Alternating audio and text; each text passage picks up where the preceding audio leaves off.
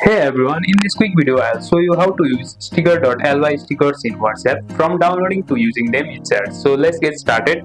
First of all, download it from the Play Store if you have Android phone, or if you have iPhone, simply download it from App Store. After downloading it, simply open it and make sure you have signed into the Google account.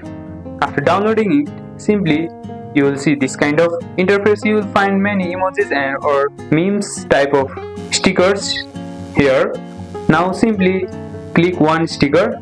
Simply click one sticker if you like, and you will see the option called add button here in the WhatsApp. You can simply click here and download it, and you can simply download to the WhatsApp.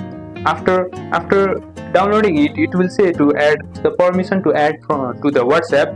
Now simply open the chat and go to the emoji section and go to the sticker bar.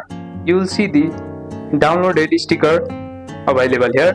Now to create a sticker in sticker.ly, you can simply hit the plus icon here and select anyone. You can use regular photo as a sticker or animated as your video. Now simply click here and simply hit next. You can add your text, or you can simply use any of this template here.